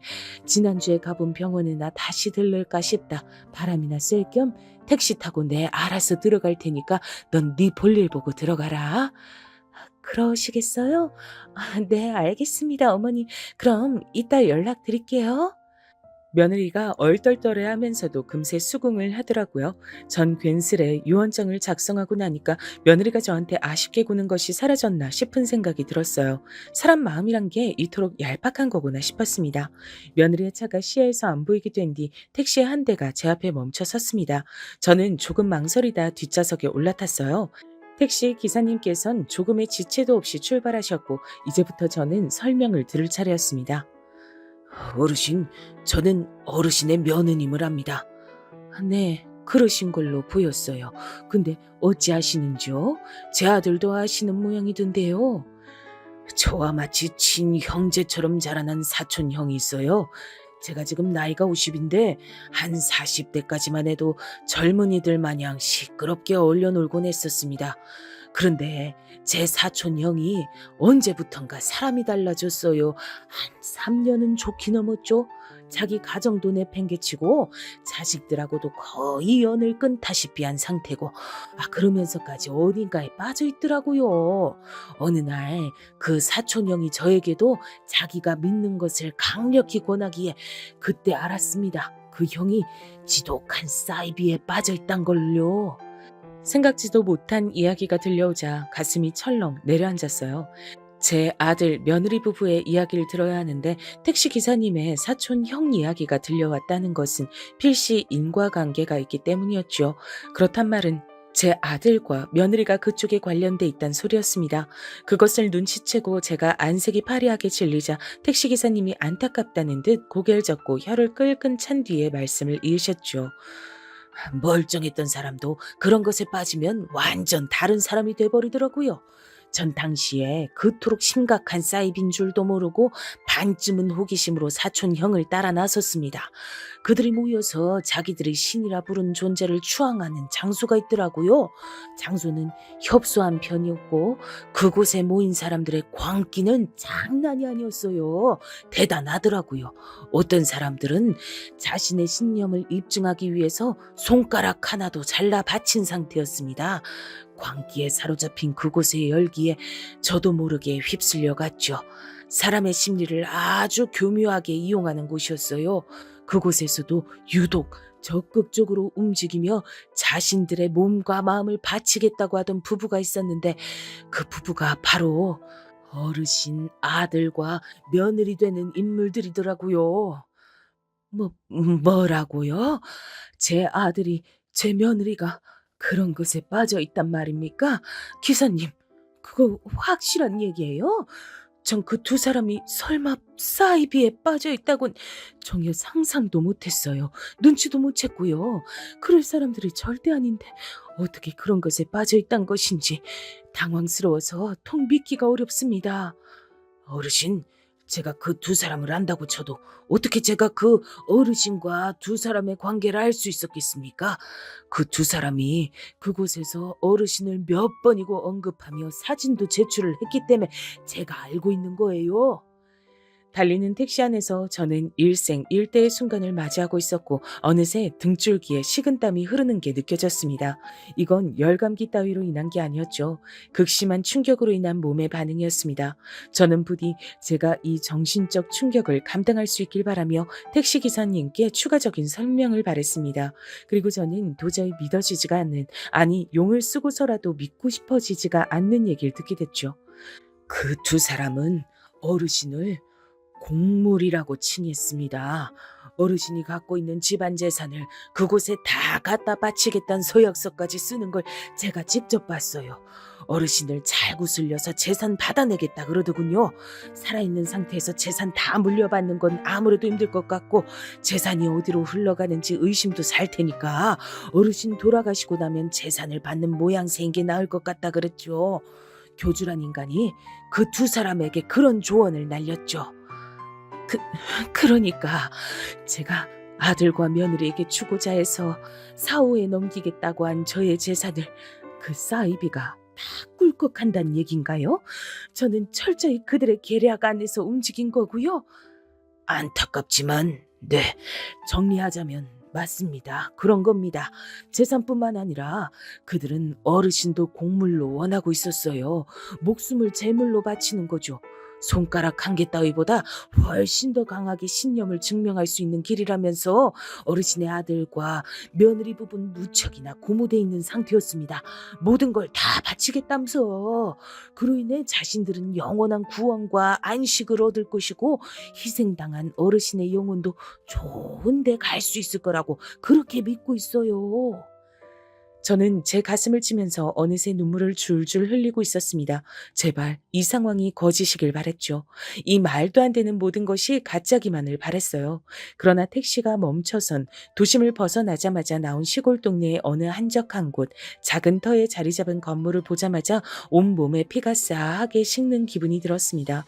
택시 기사님께선 저에게 본인의 손수건을 내밀어 주셨고 안타깝다는 눈빛을 보내주신 뒤 지금은 아무도 없는 것 같으니 한번 내려서 저쪽을 둘러보자고 해주셨어요. 전 손수건으로 눈물을 찍어 닦으며 용기를 내기로 했습니다. 덜덜 떨리는 다리로 건물을 향했죠. 2층짜리 아담한 건물이었어요. 근데 어딘가 을씨년스러운 분위기가 풍기고 있었습니다. 문은 잠긴 상태였으나 뒤편으로 돌아갔던 택시 기사님께서 절 다급하게 부르셨습니다. 작은 뒷문이 안 잠겨 있다 했어요. 떨리는 심정으로 가봤지요. 내부로 들어서자 소름이 끼칠 만한 한기가 감돌고 있었어요. 밖에서 보기엔 분명히 창문이 있는 건물이었건만 희한하게 햇빛이 안 들어오더라고요. 택시기사님께선 사진이 있는 곳을 대강 안다고 하시며 절 인도하셨습니다. 그리고 전 그곳에서 이 황당무계한 사이비를 믿는 사람들의 사진을 발견할 수 있었습니다. 웃고 있으나 어딘가 결의에 찬 묘한 눈빛들을 한 사람들이 사진 속에 들어있었고 저는 그곳에서 제 아들과 며느리를 찾아냈어요. 제 아들이고 제 며느리네요. 맞네요. 맞아. 사진을 준 제 손이 주체할 수 없이 떨리고 있었고 어느새 다시 차오른 눈물로 인해 앞이 잘 보이질 않았습니다. 그런데 또렷하게 그 사진을 보기가 싫어 눈물을 그냥 두고 있었네요. 택시기사님께서는 한숨을 내쉬시더니 어느 사진을 한 장 찾아 저에게 건네주셨어요. 전 뿌연 시야로 그 사진을 알아볼 수가 있었습니다. 그건 바로 제가 아들과 며느리와 셋이 찍은 사진이었으니까요. 제가 가운데에서 미소를 짓고 있었습니다. 택시기사님이 알려주신 모든 내용이 사실이었단 걸 정확히 깨닫고 전 다리에 힘이 풀려서 그만 그대로 쓰러지듯 주저앉고 말았어요. 어르신, 괜찮으십니까? 어르신, 정신 좀 차려보세요. 일단 여기서 나가야겠습니다.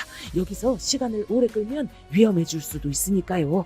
제가 부축을 해드릴 테니 어떻게든 힘을 내보세요. 어르신.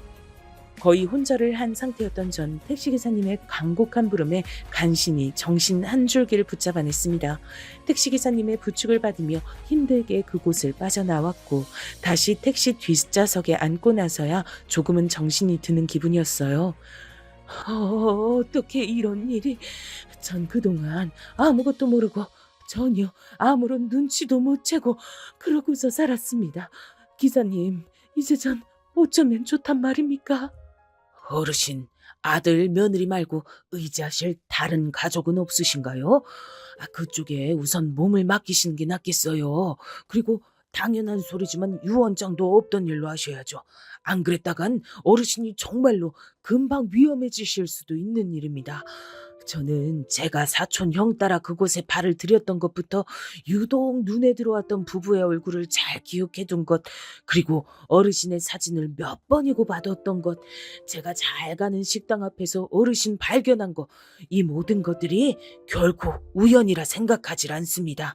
저는 사이비에 빠질 뻔했다 정신을 다 잡은 사람으로서 신이 있는지 없는지 그것에 대한 확신이 전혀 없는 사람이지만, 만약에 신이 정말로 존재한다면 바로 지금 이 순간을 어르신을 위해 상황을 준비한 것이 틀림없다 생각드네요. 어르신은 재산도 지키시고 목숨도 지키실 운명인 겁니다. 저는 택시 안에서 오열을 하며 저에게 딸이 있다는 이야기를 부르짖듯이 한참 내뱉었습니다. 2억 마일리 외국 땅에 나가 있는 저희 딸이 그 순간 사무치게 보고 싶었습니다. 딸이라서, 여자라서 차별을 받고 모진 소리를 들어본 적이 있었던 제가 딸을 낳고서 아들을 더 위하고 차별을 해온 점이 분명히 있다는 생각에 가슴이 아팠습니다. 아무리 딸이 유복하고 잘 살고 있다고 해도 아들에게만 재산을 다 몰아주려고 했던 것을, 그것을 딸이 섭섭하게 생각할 것이란 점도 그제서야 깨달았습니다. 제가 눈뜬 장님이었어요. 전 딸에게 전화를 해서 이 모든 사실을 털어놨습니다. 제가 알고 있는 것 중에서 털어놓지 않은 것은 없었죠. 그러자 딸이 난리가 났고 사이비에 빠진 사람은 도박에 중독된 사람보다 해결책이 없다고 하며 마음 같아선 자기 오빠하고 새언니한테 다 따지고 들며 해결을 보고 싶지만 냉정하게 보자면 그들을 저버리는 것이 우선이라 했습니다. 살짝 열감기가 있었고 병원에 처방도 있었던 저는 그것을 핑계삼아 유언장을 작성할 당시에 심신미약 상태였다 주장을 했고요. 변호사 사무실에서 그것을 직접 해결을 받습니다. 그리고 신변을 어느 정도 빠르게 정리를 한 뒤 딸이 있는 미국으로 떠났습니다. 일부러 당일까지 아들과 며느리에게 알리지 않았어요. 제발 미리 두 사람에게 알리지 말라고 딸과 사이가 간청을 해댔기 때문입니다. 미리 알렸다가 무슨 사달이 날지 모른다고 했어요. 그 정도로 아들과 며느리가 위험한 사이비에 빠져 있던 것 같아서 가슴이 미어졌습니다. 동미가 너무 보고 싶어서 미국에 다녀오려고 한다. 가서 언제 돌아올진 모르겠지만 좋은 시간 보내다가 오려고 해. 그리고 재산 문제는 아무리 생각해도 내가 너무 섣불리 유언장을 작성한 것 같아서 그건 없던 일로 하기로 했다. 내가 아직 건강하고 튼튼하잖니? 다음에 나중에 재산 얘기 나눠도 늦지 않아. 그때 가서 다시 얘기하자꾸나. 네?